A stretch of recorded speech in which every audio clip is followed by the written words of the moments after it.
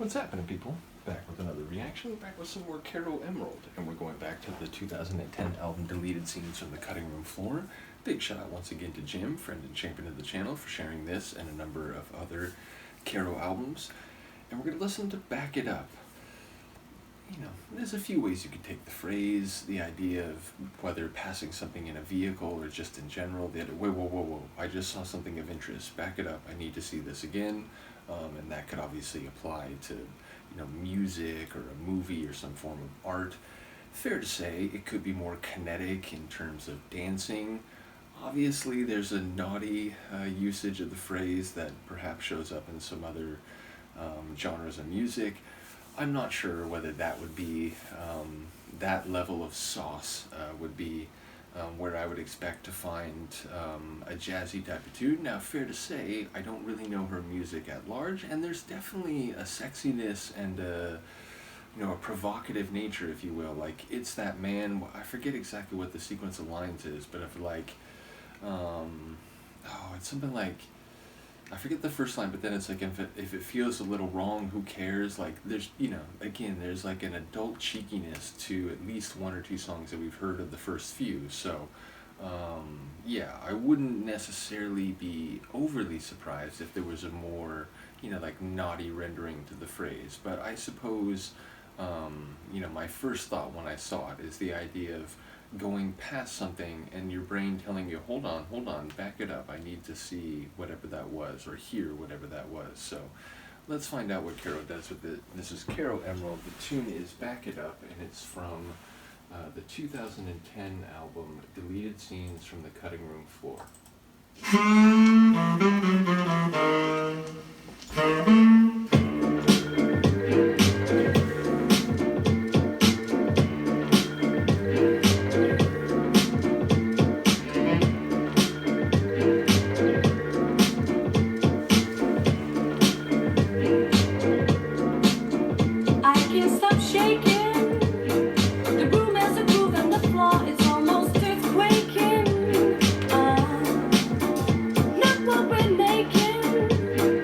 History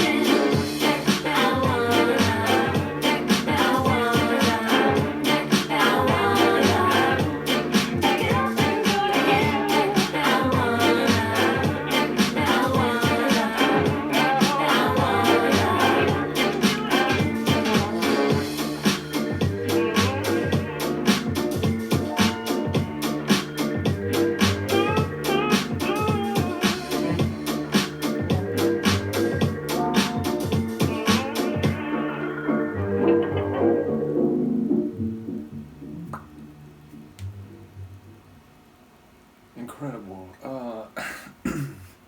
I find myself mesmerized by her music. Again, it's early days, but I just like I'm sonically hypnotized by her voice, by her swagger, by the oldie timey meets like new and electric synthesis, which I think this track was another great example of. Again, that man was like more vintage than not. Riviera, or the Riviera Life felt more like a bit more modern, even with a bit more of an old school feel or a touch of an old school feel. So, yeah, it feels like that's kind of the synthesis. And indeed, Jim was saying that in addition to some turntablism and so on, which again we heard in this one. But yeah, like I said, I find myself sort of hypnotized when I'm listening to her, and it's definitely one where it feels like it had a bit of dance floor flirtiness to it, but either way, like I enjoyed the brass once again, which had a bit of an old timey feel, but then the groove was kind of that pop R&B groove, so I enjoyed that as well. So yeah, just a really cool continuing expansion of what I'm already beginning to get a feel of, again, which Jim had mentioned. So yeah, big ups to Caro, an artist that I had no clue about, but now, or actually, again, I had heard That Man, but I didn't know. I like when I watched that on Age of Carter, I probably thought like, oh, that's a song from like the 30s or 40s. I didn't even realize. So it's really nice that Jim had reached out and just said, hey, if you'd be interested to go through it, I can make that happen, and here we are. So. Yeah, another great track by her. Looking forward to the rest of this album and everything else to go. So, yeah, to all the jazz lovers out there, shout out to you. To all the Caro Emerald fans, shout out to you. To Caro herself, shout out to you. And to Jim, big shout out to you. So, let me know what you think. I'll see you next time. Peace.